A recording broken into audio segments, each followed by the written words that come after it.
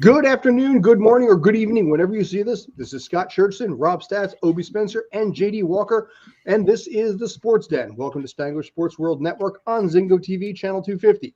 Do remember to download the Zingo TV app on the app stores of iOS and Android. When you download, make sure to rate, leave a comment. Both apps are free. Zingo TV is also available on Google Chromecast, Amazon Fire, Fire TV sticks, Roku sticks, and all smart TVs 2016 and forward. And a good day to you, gentlemen. We have a lot of things that we're going to be covering today on the Sports Den. Talking a little baseball preview, a little NFL recap, a couple of shocks that ended up happening in the NFL today, this week. We are also going to be covering the obscure sport of the week, probably about halfway through the show. But before we get on to all that, gentlemen, how you doing? Great. Doing fine, thanks. I went from enthusiastic. It's like, how you doing? Good.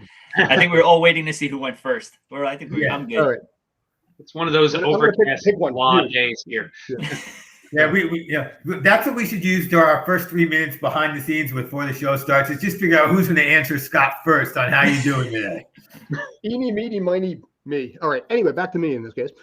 As always, you can find us on Facebook and also on Instagram at Spangler Sports World Sports Den, and also on Twitter at SSW Sports Den. So, kicking things right off right now. I want to talk a little bit about Yankees Red Sox tonight because that's going to be a big game here. The winner gets to move on to the AL East winning Tampa Bay Rays, who have their own struggles right now, and I think desperately need a World Series win if they're going to be able to keep that fan base going.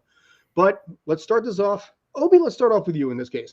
Give me a couple of thoughts, give me a couple of ideas about this game tonight, and if they lose, is Aaron Boone out of a job?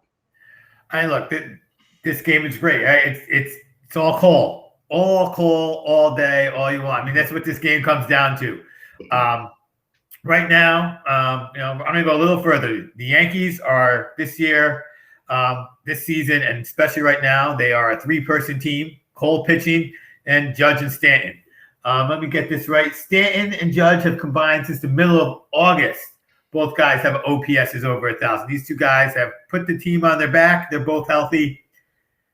So, give them multiple games, they stand a shot. They got one game against Boston, their arch rival nemesis, probably the most storied American sports rivalry there is, and we get to have one more game of it this year. Yes. So I'm gonna, I don't doubt Cole. So I'm gonna say the Yankees probably win it, but both of the AL and definitely in the NL. If you ask me who's getting to the World Series, don't ask me till the one-game playoffs are done. Well, it's actually talking about the NL for a second here. The Dodgers get into the wild card with a 15-game lead in here. Have the record about 634, I believe it was, and still ended up in second place and have to play a one-game final just to be able to move on. It's a weird setup, and I think a lot of people are really pissed off about the fact that they have to play under this kind of system with a wild card setup despite the record. The Dodgers are with 106 wins this year, the most ever for a second place team. Mm-hmm. And the Giants just came out. We got to go back and look at that episode we did at the start of the season. Because I remember we had Seattle as a sleeper and they just missed the wild card. We had the Yankees, the Red, we were doing all our picks. The Giants came out of nowhere. Yeah. I remember, I think me and Obie took the Braves in the East, I think, because we said it was still their division to lose. Yeah, the Mets were a train wreck this year too. I think Boone's job is safe with the Yankees because they're on the road, not for his fault. I mean, Chapman, it was a tie at the end of their records were tied. It was a tiebreaker that determined where the game was. How many games did they lose because Chapman blew a save? How many games did they lose because Gary Sanchez can't catch a ball and can't hit his body weight? There's things you don't, it's not Boone's fault. Missed the tag entirely. Yeah, missed the tag at home plate. Just out of the way. It's like, oh. Yeah, there'll be some changes no matter what happens. I mean, if they lose today, the changes just happen sooner. They're going to get rid of guys. They're going to – I don't see a lot of front office changes coming for them, but definitely roster changes for sure, Front office changes aren't happening because Cashman is about as close to untouchable as you can get in baseball for some reason. It's amazing to me, but he's Teflon, and now he can keep delegating blame to every manager, and Hal Steinbrenner can say the high ground of, I'm not my dad making impulsive decisions. We're not firing managers. We're just letting their contracts run out. Boone's contract is up this year, and I think does not get renewed. Yeah, if his contract's up, I forgot his contract was up. I thought he had one more year. But yeah, they could be a change there too then. I mean, we'll see what happens. So let me ask it this way, because the question is, if they don't win the World Series, are they in competition with the Mets for the back pages? Because the Mets are making big moves. They don't have a choice. So does that then, in another way, force the Yankees to make a move because they're competing for the back page in the offseason? Or is it exactly the opposite? There is going to be so much scrutiny over every move the Mets make this offseason that the Yankees can stay calm. I mean, how much is that going to weigh in the factor of all that? I don't know if it's going to matter that much, because in this case here, the Mets were a profound disappointment. I think all four of us here expected a better season from them to at least be able to challenge the way they did and not end up under 500 again. So even if the Yankees stand pat, they still made the playoffs. They still won 90-plus games.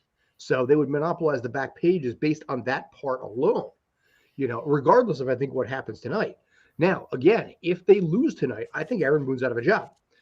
If they don't get to the World Series, I think he's out of a job. I think if he does get to the World Series, and especially if he beats the Astros to get there, I think he'll be able to have maybe a 3-year contract. He'll have a 3-year deal, I think. But it's World Series in some facet or form or bust for that team this year.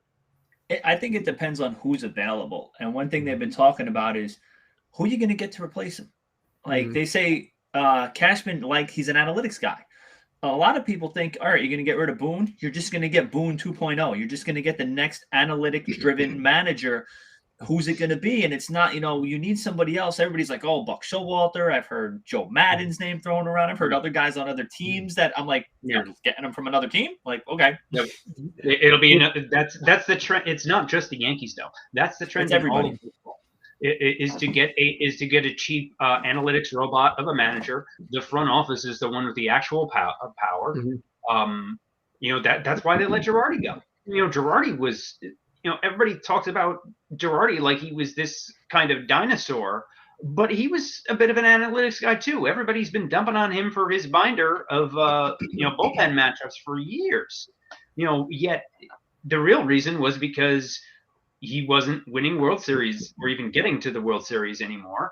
And you could let him go and replace him with a cheap robot like Aaron Boone for a third of the price. I believe the cycle repeats itself here. And that's where I think the problem was with Girardi, is that he was too independent of a thinker. And as a result, clashed with, that's a big reason why I think they ended up going with Aaron Boone versus, say, Don Mattingly. There was some talk there as well. Even Don Mattingly back in the day versus Girardi, there was some talk there. And it's because of the fact that those are old school guys. The Yankees want, you said robot, I'll say yes man.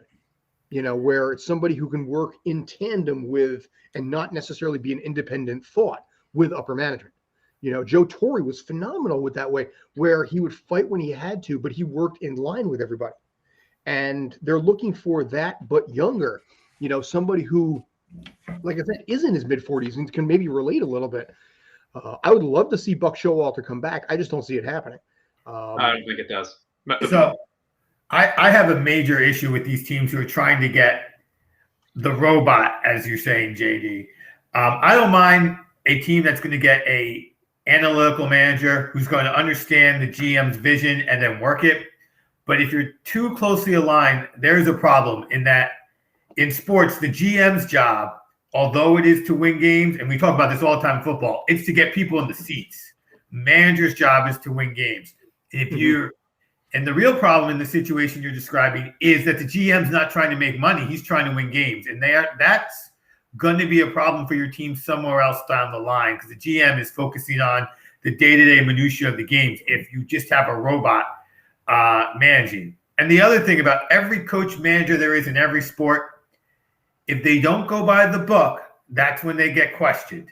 Mm-hmm. Now, it takes a guy like Bill Belichick to change the book. Like, people go for it on fourth down now after he lost that game to Peyton Manning because Bill Belichick made that call. Any other coach in the NFL makes that call, and we're still questioning going for it on fourth down. Bill Belichick makes that call. We go, huh. So now other teams do what we see 2-3 times a season. We already saw it this year with was it Baltimore? We're not going to let him get back on the field because it's the right call. But we as fans, the great sports radio around us on our talk show, we're like, well, this is the traditional call. Let's go for it. And then when we don't do it, we question you. Well, two things too. Like with baseball, I think you need like the best of both worlds. You need somebody who understands the analytics and understands the stats. But then like watching the last regular season game for the Yankees, like you also need somebody who just has common baseball sense. Mm-hmm. Like the bottom of the ninth, they get a runner on, and I'm texting Big Vet because he's out with the kids. He's like, let me know what's going on, play by play. I'm like, oh, first guy singled, whatever, walk. Mm-hmm. I'm like, bunt, like small ball, time for small ball. Glaber, I think it was Glaber, got up, swinging away at the first pitch. I'm like, what? And then he tried to bunt on the second pitch. I'm like, just bunt him over. Bunting doesn't exist in modern baseball. A lot of players don't even know how to bunt. And that was the point. He went to bunt and all that stuff. He went to bunt and he was flailing at the ball. I'm like, oh my God, you guys don't know how to bunt. And I'm like, thankfully he hits the high fly to center and Wade gets to tag up anyway. But I'm like, you could have got it done a lot less stressfully, just dropping one on the ground and running it out. But yeah, if players were able to actually be able to bunt again, you know what that would probably eliminate a lot of? The overshift. Yeah. Because you sometimes you'll see all three or all four, 3, even 4 infielders all on one side of the bag, the right side of the bag. And there's an entire left side of the field. You get that ball past the pitcher. Poppy. You can bunt a double now. Poppy bunt. How many times we see Poppy do it when they would put the shift on for him? It was like, bing, go drop it right down the third baseline. I saw Todd Frazier bunt an RBI single into the outfield because there was such a. I was at a Mets game and he just sat there and it was a complete overshift and he just bunted it and it rolled into the outfield. Runner on first. I think it was an RBI single. Runner on first went to third. He got a single out of it and it was brilliant. Yeah. If you learn how to bunt again. Losing my voice. If you learn how to bunt again, that may eliminate the overshift a little bit because you're forcing infielders to make changes. Yeah, and actually, learning how to hit to the opposite field and not pull the ball at the highest launch angle you can. But I think as players get stronger, they're able to pull more. And with all that, and tonight's game will still be 5 hours long. Nobody outside of Boston, New York will care. Yeah, because I'm as a non-Yankee fan. And not a Red Sox fan either. I am absolutely tired of seeing these two teams every year in the playoffs, and they dominate the discussion. All we've seen is Bucky Dent on loop. There's 8 other teams in the playoffs, and it's production. Like me too. Toronto has every reason to be bitter about this. Yeah. The most exciting team to watch with the best young players is staying home. Same with the Mariners. Instead, we get Red Sox Yankees for the millionth time.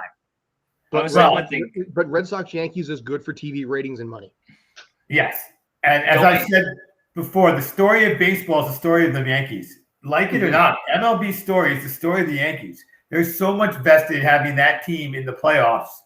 I don't, I'm done watching it too, but I also know that is it. That is what baseball is. It is the Yankees. And then, come on. How much better is it that the Yankees are the only team to lose a 3-0 lead in the playoffs to the Boston Red Sox? That's just baseball.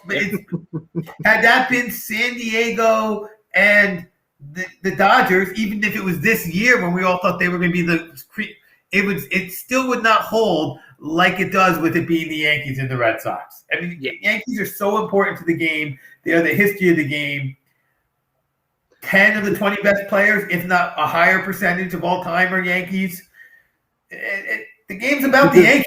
People in baseball have an opinion one way or the other. It's not like they're blasé, like say the Kansas City Royals or the Pittsburgh Penguins or Pittsburgh Pirates. With the Yankees, there is a bona fide, legit opinion of it, and that's the big part. And that's what I think is important to baseball there, for a rating standpoint, especially if they're going up against Tampa. Yeah, and also the only other thing to talk about, I mean, well, not the only thing, because the matches in the NL West are crazy. But the other thing in the American League, at least, is the team that cheats every year. You just have admittedly having the villain as somebody else other than the Yankees is a nice change. Even as a non-Yankee fan, I will admit that. But as a New York fan, let me tell you, I've been watching Once Upon a Time in Queens. Mm-hmm. I'm convinced the Mets are cursed. Like watching that documentary. They cheated back then too. Yeah, oh my God. I'm 2 episodes in. I'm like, this team's cursed. Like, this is just bad karma. And if you haven't seen it, watch it. Lenny Dykstra is the most uncensored guy on that thing. Oh my! And he's out there like, we put the S in speed. We were on amphetamines and greenies, and I'm like, yo, this team is a bunch of junkies. He's a guy who literally hired private investigators to investigate umpires in order to get basic calls thrown his way. He's like, so basically, I heard you were hanging out with Misty last week. How was that? And by the way, the strike zone's kind of big, I think. And that's why one of the reasons he's like, I batted 53, in like 1993, because the spirit was willing, the flesh was weak. So I went on steroids. I hired guys to basically give me better counts. This was a guy who was just like, screw it. And I think that's somewhat refreshing in a way. His reputation's in the tank, but it's nice to see something like that once in a while where some guy's like, yeah, this is the stuff that went down. Yeah, and he's a piece of garbage human being, but at least he's open about it and admits it. Yeah, that's the thing. Go back to the Balco scandal. Go back to Balco and remember Gary Sheffield was part of the Balco scandal. Yep. He was the first one who came out and goes, yeah, man, I took the stuff. Here's what they told me. This is why I did it. Washed his hands clean. People forgot about him. It's almost crazy. Like, tell the truth. And it's like, yeah, okay, yeah, Dykes. Like he said, we know Dykstra's a horrible human being. Like, he's bankrupted his own mom, flying on private jets. Goes out there, tells the truth, and everybody's like, okay. But then you get somebody like Keith Hernandez who acts like he's holier than God, and you're like, dude, you were a coke fiend. You were a drug addict doing movies and everything else. For a while. Yeah. If you actually read Moneyball, half a good portion of that book, the whole inspiration for Billy Beane is Dykstra. They were roommates. He was like, here's a guy who wanted to play and would do whatever it took to play. And here I was, a huge prospect who didn't care less, just wanted the money of being a baseball player. And you see it. Dykstra did whatever he could. Whatever he could. He wanted to play and win. So, kudos to Dykstra. One of the low-key funniest lines in the Once Upon a Time at Queens 30 for 30 is when they're interviewing Billy Beane, and he says, "Why are you talking to me about '86? My contribution to '86 is that they traded me for Tim Tuffle." Yeah, that's in part 2. I just saw the one. He goes, "I'm out." Like, I forgot he was even on the Mets franchise. I'm like, oh, because then now they're talking about him coming back as the possible GM for the Mets as well. Well, the big thing was, and Moneyball, it was covered in the book Moneyball, as I mentioned, was that he was part of the same draft class as Darryl Strawberry. Darryl was the number 1 overall pick. Billy Beane was the first pick of the second round. So they were both supposed to be 1-2. Obviously, most of the attention was on Strawberry, deservedly so. But Beane was pretty hyped coming in too. And also that explanation, also led to why he doesn't sign high schoolers, because he was signed out of high school and he was a bust. So he doesn't sign high school players, or at least didn't for a very long time because of it. But yeah, nobody actually remembers Billy Beane because he only played, I think, maybe not even 24 games, I think, for the Mets across a couple of years. So it's more of a trivia thing than anything else.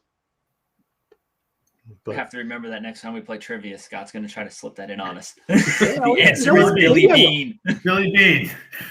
But to go back to analytics, I think we can all agree. We know the one coach in New York who doesn't use analytics is the New York Giants coach, Joe Judge. We're going to segue over to football anyway. Segue right into football.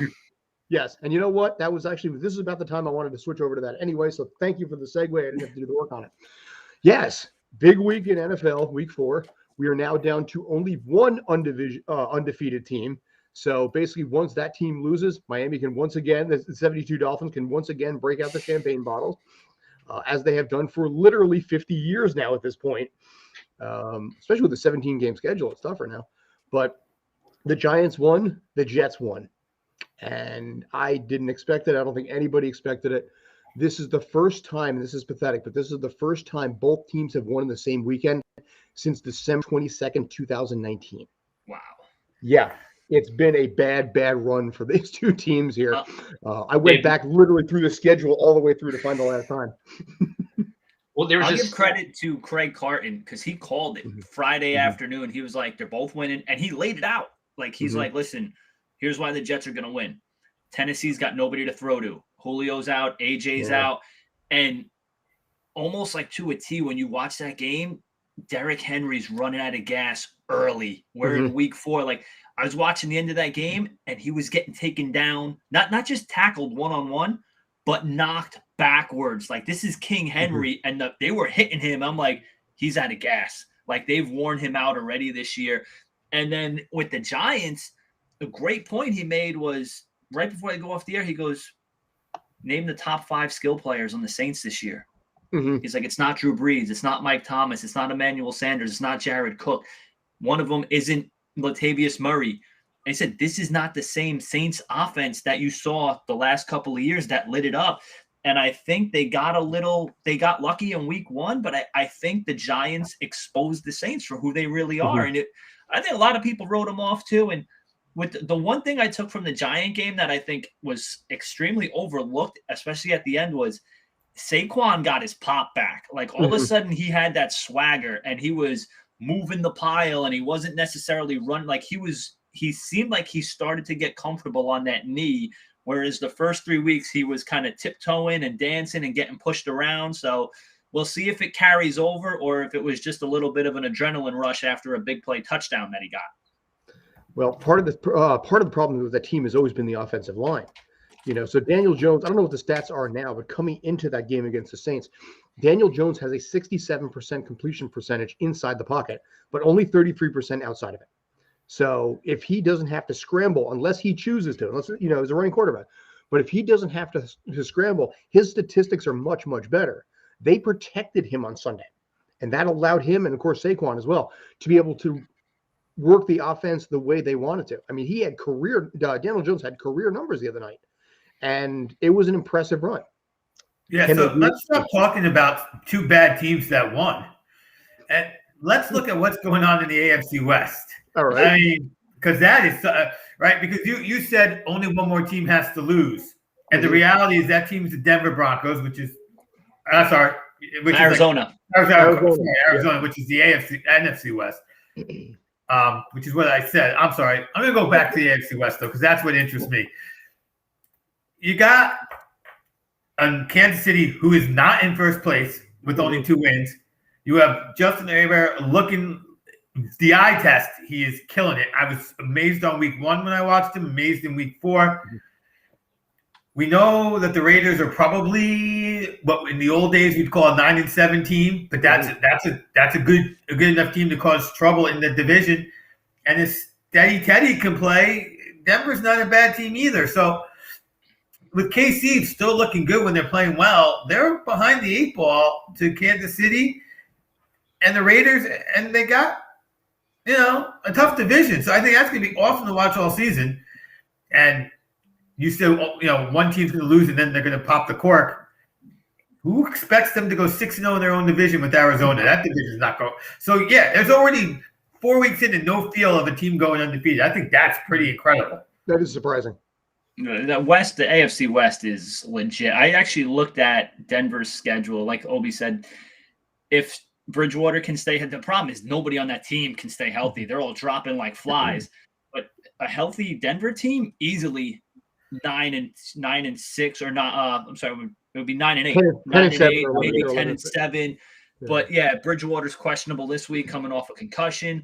But yeah, they're a dangerous team too. They've got a soft schedule because of how they finished last year. But yeah, the Chiefs, Josh Gordon just got promoted from the practice squad, so he'll be on the field at some point. How long he can stay on the field is a question for them. And the Raiders are in a similar boat. Like, I watched that game last night. It's just Gruden just becomes so he's going to be their Achilles heel. Like watching that game last night, he's got a very limited playbook, despite what people think. Like you see, they were calling it out last night. They're like, oh, 3-by-1. Here's Ruggs. He's going to run that deep post. And sure enough, it was like someone on the Chargers sideline was listening. They go, oh, yeah, jam him. Just walked up and started jamming him after the second deep ball. And all of a sudden, he was no longer a part of the equation. I mean, right now, looking at Kansas City, it is odd to see Kansas City right now being the quote unquote last place team 4 weeks in, but they're getting this back. I'm actually looking at like the prediction for postseason appearance. They actually, despite the fact they're in last place, they are more likely statistically to be in the playoffs than the 2 teams above them. In this case, Denver and Vegas. The Chargers have a higher percentage of getting into the postseason right now, but they are a last place team. And it's a 67% chance they're still getting the playoffs. Okay. They can rebound. So one of the things you got to keep in mind with those models is they all take where the teams ended last year and start there. So that makes it harder for them to get out. I just find it funny to see a last place team like that. Meanwhile, you got the Giants at sub 7%, the Jets at sub 1%, But here you have Kansas City and being like, it's fine. It's 2-2. They'll rebound. It'll be fine. I won't believe Denver's for real until they beat a real team. Beating the Giants and the Jets doesn't count. Exactly. Going into week 4, their opponent's combined record was 0-9. So, nobody was surprised that they got spanked by Baltimore. And like Obie said, Justin Herbert is the real deal. And I said it during the 2020 draft when Miami had the pick before the Chargers. I was like, take a lineman, let the Chargers figure it out. Take a lineman, let the Chargers figure out the quarterback thing. They took Tua, and the Chargers took Herbert, and then I've known since I saw Herbert that first week when he got thrown into the fire against Kansas City. I'm like, this is the guy. This is the guy we should have taken. He just throws the ball so well. Like he threw an out pattern to Jared Cook. It was on the money, quick release. I'm like, this is the quarterback that I wanted. Why did I end up with the other guy? Giants could have taken him too and had a real quarterback instead of Daniel Jones. Yeah. Well, here's the question that I've got for you, and I'll open it up to you guys in a second. Right now, the Patriots are 1-3. Is it panic mode? No. I think the Patriots, and one reason it's not panic mode is the Patriots have a few years of goodwill. Bill Belichick has a few years of goodwill built up. I just think that it's fine. It's going to be all right. Also, I don't think their expectations aren't playoffs or Super Bowl this year with a rookie quarterback. Yeah, I'm still also they still play in the AFC. Yeah, they're still going to have 4 wins most likely. They have 4 guaranteed wins. So they'll finish at least 5-12. Yeah, they can still manage to split with Buffalo. I think I'm still not really sure what to make of Buffalo this year. I mean, yes, they're all a good start, but and they smashed Houston in the 40-0 this week. So more than double. While I do think it is still Buffalo's divisional lose, the Patriots are still the Patriots, and they're not the Patriots of old, but they are still going to make some noise. Like when people here talk about the young quarterbacks in New York with Zach Wilson and Daniel Jones, they always talk about progress. Mac Jones is showing progress on whether it be every week or every other week. Like he looked really good Sunday night, and you're like, okay, we understand why you guys took him. He can manage a game. He can hand the ball off. He makes good choices on the throw, and they put a good team around him. Like we knew what they were doing when they went and got Jonnu Smith and Hunter Henry. It was going to be a 2 tight end, run the ball, play action type of offense. He's going to have the opportunity to develop up there. And I said, like Obie said, the expectations aren't Super Bowl this year for them. It's develop, build time. They're going to go out and they're going to find him a prime, a big receiver or something. They're going to fill in. They're going to do what they do. They're going to do it the Patriot way. And in 2 or 3 years, then they'll have expectations of getting back to the Super Bowl and win another championship. But in this case here, next year, Bill Belichick's going to be 70. How many years do you think he has left? Yeah, it's true. That's a different question. I mean, that's up to that. The window might close on Bill Belichick, and that would hurt. But the way you originally worded the question was, is it panic mode? And it's not, because Belichick has bought the time. Now, Belichick's he starts to panic because he's like, I'm going to have to retire early. That's a different story. And we know what phone call he's going to make if that's how he feels. And that's hello, Green Bay. If Belichick is panicking, he will call Green Bay. Otherwise, that's the perfect care. Take this young quarterback who I've already proved is developing well. Give me your problem child in Aaron Rodgers. And here's a draft pick or two to go along with it. And Aaron Rodgers, good luck with these with N'Keal Harry. I mean, here's what you got. Good luck. I think both of you guys were like. I don't see Aaron Rodgers and Belichick playing well together. I mean, he's had issues with Green Bay management that do not have nearly the ego that Belichick does, deservedly so with Belichick's track record. I do not see a Rodgers-Belichick pairing working well for either side. I see them making the call to their call. I think would be to Atlanta if it was panic mode. I think they would and it would be a less expensive phone call in the long run. It would be less expensive. I don't think Kraft would allow a Rodgers phone call with the price it would take too. I think Kraft might actually overrule Belichick. Yeah, because what they're asking for, and he's old. Like they're like, give us multiple first-round picks. You could call Atlanta and be like, we'll give you a second, and they'll probably just to take the cap hit. They'll be like, yeah, we'll take whatever we can get. Because I'm waiting. That question that you asked, Scott, is more pertainable or applicable to the Steelers right now. Yes. I think they're going to start to get into panic mode, and it's painful to watch Ben try and throwing the ball right now. He missed Juju twice on what would have been walk-in touchdowns, and you could see the frustration on Juju's face after the plays. Ben is the last gunslinger from that draft class, the Eli, the Phillip Rivers class. Respect to him. He's done it all, but he's going out on his shield, as they say, and it's not a pretty sight. Like, it's kind of like when you watch Unitas or who did Namath end up playing for at the end of his career or something?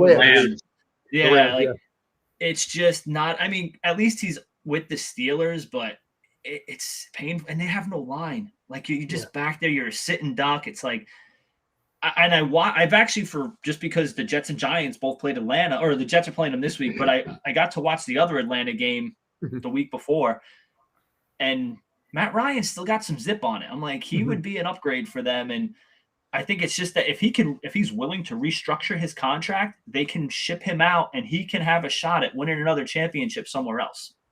I believe the cap numbers are friendly enough that Atlanta could move on from him easily this offseason with relatively small dead cap number. Matt Ryan's getting up there in years, though. Yeah, he's already 36. Yeah. Yeah, this is just a sign, by the way, in Pittsburgh of how bad Dwayne Haskins is. And Mason Rudolph. What a shame. Yeah. Well, we knew how bad Mason Rudolph was after watching him play, but Haskins, it was like, well, was it the situation? The coach didn't like him? No, now we know Haskins sucks. So here's a question: was it Haskins or was it the leadership in Washington? Haskins. You think it was Haskins, not Washington? Yeah. If it wasn't Haskins, he'd be starting right now. Because they would say Ben is hurt and start him. Like, they would let Ben go out being hurt because Ben is a tough guy, but he's also a guy who's been injured many times. And I just wonder if basically he was ruined in Washington. It could be, yeah. He may not have had a chance to develop when he needed to. Him, or was it the leadership that he had and the coaching when he was still young? Yeah, both. So what was overlooked way back when Haskins was the third quarterback picked, because Gettleman said, he would have gotten earlier with Daniel Jones, is there were people who thought Jones was better than Haskins besides Gettleman. They were few and far between, but there were enough people, especially in some of the fantasy football blogs I find, who liked Daniel Jones more than they liked Haskins. And Gettleman's mistake was to be like, we heard other people were going to go get him, and nobody was going to go get him. Instead of saying he was our guy, he came up, we had to pick, we took him, and just manning up and sort of putting it out there without the other people who are going to take him line, which other people may have, but he's proven to be better than that. Daniel Jones could have gone second round. I think actually I did hear some chatter that what if Jones had fallen to Washington's pick, which I believe was around 12 or 13 that year. If Jones had been there at 12, then Washington would have taken Jones. That is why Gettleman took Jones, with the higher pick. I did hear that as well, but then they also said that was Washington calling their own, like, oh, well, he's there, we're going to take him, and they kind of bluffed. A lot of people think they bluffed Gettleman into jumping the gun and taking him. Well, in this case, we have what we have, for better or for worse. But again, credit to Daniel Jones for putting up the numbers that he did, because you can see a little bit when he has a good offensive line what a guy like that is capable of doing. And he didn't really even run the ball that much over the weekend.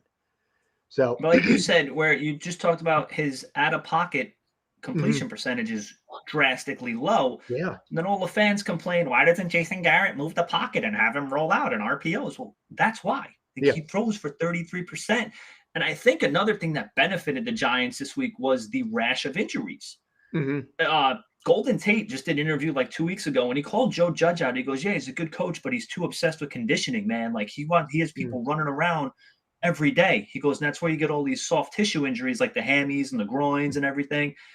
And all of a sudden, you didn't have the plethora of receivers that you normally do, but you had Kenny Golladay, you had Kadarius Toney, you had Evan Ingram.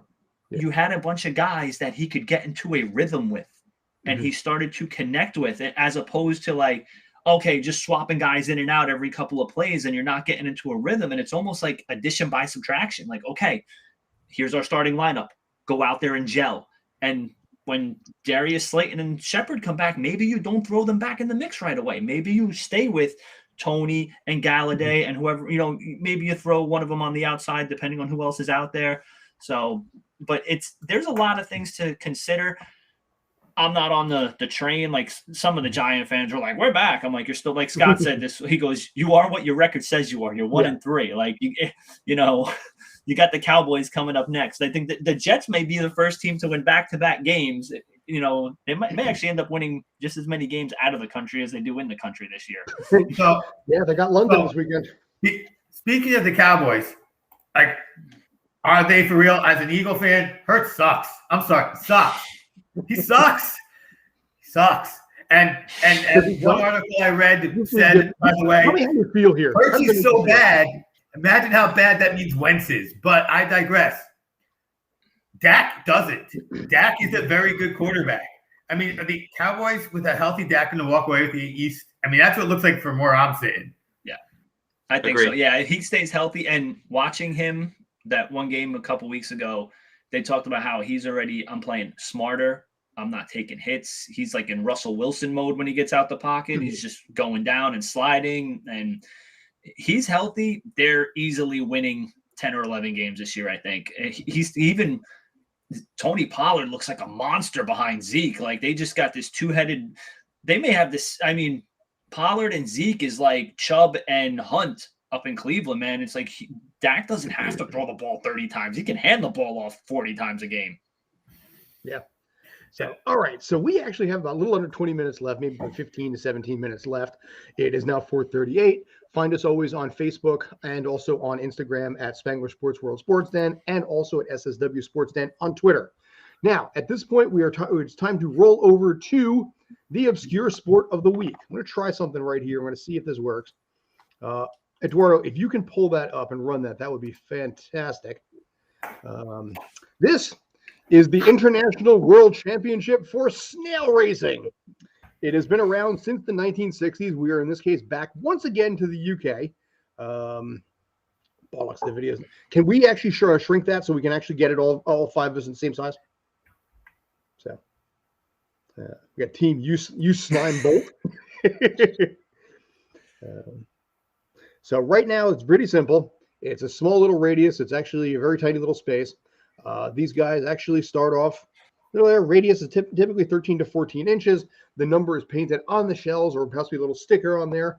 And bets are played, and it's part of just a general world snail racing competition. Started in Norfolk in the 1960s. Was witnessed apparently from France. And the current world champion holder has a time of 3 minutes and 41 seconds, and it goes to Sydney in 2010. So we got the little guys here. It's a big, exciting event. They get together, they drink, they barbecue, and then they just like sit there and just play with snails. So this obviously we know the I believe Pixar movie Turbo. So it's some level of an inspiration for that as well. But here we go. World Championship of Snail Racing. You got a little plant there. You got a little wind there. So let's break this thing down as we always do.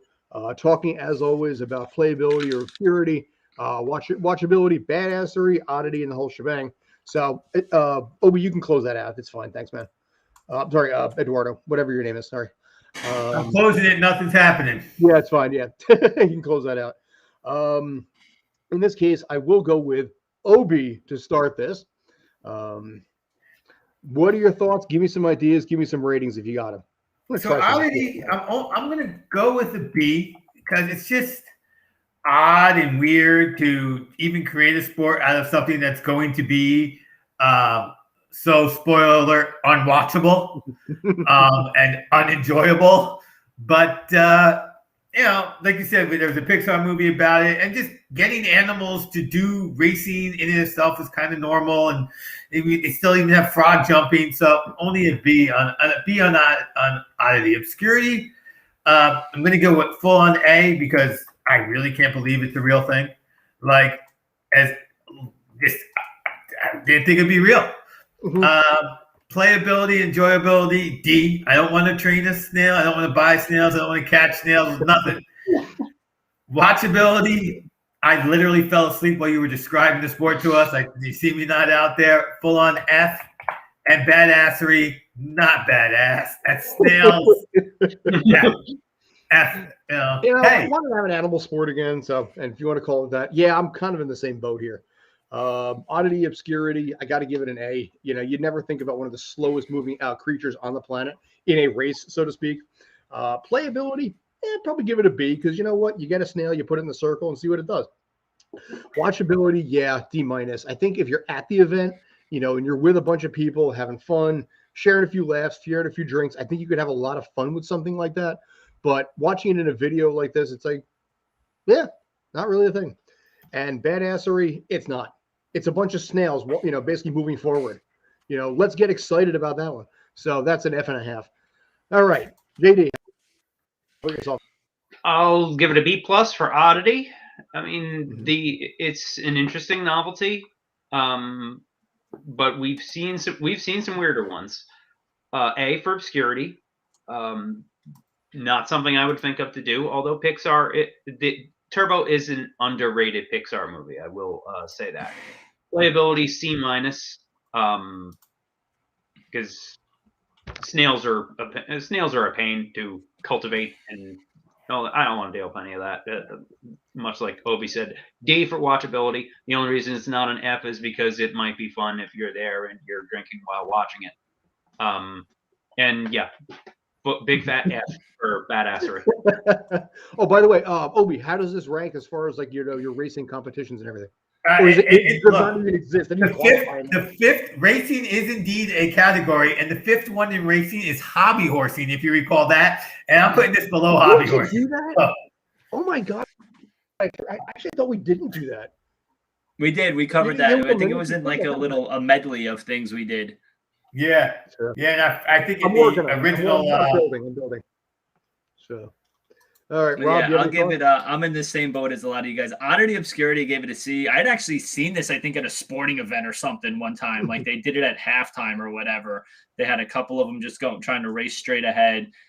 Watchability D, enjoyability D, playability D, and badassery F. Like I was just sitting there watching the video and thinking, do the losing snails become escargot? Like, is that like part of the? That would spice it up a little bit if it was like, yeah, you win, you stay alive. Like that's the only real badassery that could be involved in this. Better yet, if you win, you don't have to pay for the escargot that they're going to make with everyone else's snails. There you go. That is true. So, all right. So such as that is, if you guys want anything a little bit more, I pulled that one up, just out of the whim because I figured, I thought it was cute when I looked at the videos. But if you guys want to keep with things that are a little bit more action-paced, violent, stupid, let me see, see what I can come up with on that. possibly involving some kind of dramatic injury. Let me see what I can come up with for next week. I think it's good to have some of these sports that we don't like. Like, I think that's fine. You can't have you got to come up with it because it's fun to talk about. We may not like it, but it's still fun to talk about. It's good to change it up every once in a while. We don't need the most violent or the most destructive things every week. All right. Yeah, they're but just like last week, it was great that we did the least violent sport that we did was when we had the fighting people on. What did we do last week? I don't even remember. That was. I don't have my notes. I literally edited and basically just sliced it up last week, and I don't even remember at this point. Anyway, yeah. So your memory is about as good as Ben Simmons' foul shooting. Yeah. Speaking of that little segue, we're going to break up the last couple of minutes that we've got. Talk a little NBA. Preseason's underway. Kyrie Irving has actually been listed as out due to COVID-19 protocol, so that's the thing that just happened. But give me some thoughts. Give me some ideas, gentlemen. I think it's Obie said, it's the big topic so far has been, like both of you said, is Ben Simmons. Where's he going to go, if anywhere? I mean, what are they going to get for him? And the dude you're not going to get a lot for him. Like, he's a point guard who can't shoot. Like, he can't shoot to save his life. Like, you're not, they're going to have to just dump him and settle for like a couple of crappy draft picks or some bench players.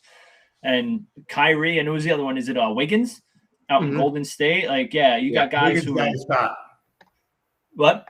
Wiggins did get his shot. Yes. Oh, he did. Okay, yeah. It's and he had a long post of why he reluctantly got it, and I could give him. Yeah, it's probably it's called half of his salary at the very least is why he got it, because Kyrie and the shaman thing is hysterical over here. It's just like, oh, I'm not doing it. I'm like, this dude is. It's what we talked about it on other episodes, like just the mental health, whatever's going on with that boy. Like, he needs more than a shaman. Like, it's just there's a recurring theme everywhere he goes. There's an issue. There's a problem. If I'm the Nets, I'm not too worried because you played most of the year without him last year. You still got KD. You still got Harden. You got all those other guys that you went. And we kind of joked about it, why they kept going out and getting more and more superstars, because you never knew when the big three were going to be around. So, but I do know it'll be interesting to see with the Raptors too. I know they're trying to, capture lightning in a bottle again without what's his name? Who's in the Clippers right now? Why am I drawing a blank on his name? Leonard. Kawhi, yeah. There we go. I mean, for me, it's hard to get excited for the NBA, especially when nearly all of the chatter so far in the preseason has been about off the court stuff. Who is or isn't getting vaccinated? Which the Ben Simmons stuff. Which player is getting traded where? Nothing about there, or at least not very much about talent or how teams are supposed to play on the court yet. So that's why I barely, and also in football season, it's hard to really even think about it, too much. I mean, I know that they moved up the start of the NBA season so they can allow for more rest days, but this is the result: is that by opening earlier in October, you're an afterthought right in the middle of baseball playoffs and the heart of NFL and college football season. But would it be possible that the NBA start of the season could be better than the MLB playoffs? The ratings have been slipping lately. No, I mean, so here's my thought. And I don't think the start of the NBA season matters anyway. I think the NBA season starts on Christmas Day. I don't care when you start playing games that count. The NBA season starts on Christmas Day. At that point, you know who's good, but not sure who's the best. All of these kinks are worked out, like who's playing for what team. I mean, my most exciting thing is I'm a Sixer fan, but I have to say I am pulling for Carmelo to get that NBA championship. He's got the college championship. Up until this year, he was the best American in the Olympics. KD finally surpassed him. So he's just missing that NBA championship. It'd be nice for him to get it. So I'm kind of pulling for him for that. And then as a Sixer fan, man, I was a guy who believed in Ben Simmons. I knew he couldn't shoot, but he can do enough else on the court. He can drive. He can pass. He sees the court like really nobody else. He had a skill set that had a hole, and he would claim he was working on it. But what he did in the playoffs was atrocious when he did not go for that dunk. It's the one game I got to watch all year with my father, and the two of us, our chins are on the ground. That was it. I was done with Ben Simmons. It was a situation because of Green's injury. They couldn't even keep him in the game. They had to pull him in and out with the son-in-law. It was just a mess. And then he did everything in his power to drive his own value down. It was so weird because this was a team that said, okay, we're done with you. We'd like to get rid of you. And he said, I don't want to be here. And then he did everything. It's like when you see these couples who are getting divorced, and instead of just going, they both hate each other, and instead of getting divorced and ending it, they spend the next 2 years fighting through the lawyers. Like, and you're listening to the one person, and you're like, you don't need that car. Just give him the car and get done with it if you hate him so much. And that's what's going on here. It's driving me crazy. But you're right. He's made his value to be the equivalent of me. Like, nobody wants him. Yeah. He's as crazy as Kyrie. Yeah. And I put that in air quotes. And the Kardashian curse. What? The Kardashian curse. No Was he with one of them? Who dates any Kardashian or Jenner has a productive career afterwards. That's right. He was one of the Jenner sisters, right? Wait, didn't Bush win his Super Bowl post Kardashian? Yes, after he left them. After they get better after they leave. James Harden became an MVP after I don't know if it was Chloe or I think it was Chloe. He was they all went together. They're all useless. Oh, and who would have thought that giving 100? But also the Sixers are at fault here too because they brought this upon themselves. Who would have thought that it was a bad idea to hand $170 million to somebody who can't hit a jump shot? And or a free throw. Half the time. Or a free throw. And also there was a great Inquirer column that I saw recently. I forget the writer, but it compared Carson Wentz and Ben Simmons brilliantly. Magnificent piece. They're both selfish. They don't care anything about their teammates or their cities or the management. They were coddled by their respective teams because of their fragile egos, and it still blew up in their face. And they tanked their own trade value on the way out as one last one last insult to the organizations that mortgaged their futures for them. Yeah, and I just saw it was the comments he made. Like, he was upset because they didn't build a franchise around him. They decided to build a franchise around Joel Embiid. I'm like, yeah, because he was the more productive one. They're like, Embiid's actually good. The stretch five. They're like, oh, they wanted to build around a stretch five. And then Embiid, who had taken the high road most of the time, was like, finally, that was like the last straw. He's like, screw him. Like, and he was just done with him. And Embiid just like fired back finally. I was like, yeah, just let him go, man. He's like, how do you look at if you're Ben Simmons, how do you look at your stats and your performance and think you're good? Because you're not. Like, you're really not. He's good. He's not as great as he thinks he is. All right. So we got to start wrapping this up at this point. By the way, respect to Paul Gasol, who just announced that he's going to be retiring. So 41 years old, 17-year career, 2 NBA championships. Respect to the dude. So is Mark still playing? I think he still is. Yeah. But Paul's 41 years old, which really starts to date all of us in this case. You know, when players start retiring and they're years younger than you are, you know, you're getting up there in years. But anyway, we got to wrap this up. Thank you to, as always, Mr. JD Walker, Mr. Rob Stats, and Mr. Obie Spencer. This is the Sports Den. Mark is playing in Spain. Thank you very much, Eduardo. Yes. One more time, you can always find us on Instagram and also on Facebook at Spanglish Sports World Sports Den, and also on Twitter at SSW Sports Den. This show is available on Zingo TV throughout the world. So if you have an internet connection, you can have our show. So on behalf of, again, one more time, Mr. Obie Spencer, Mr. Rob Stats, and Mr. JD Walker, I am Mr. Scott Churchson. Have a great night. Be awesome.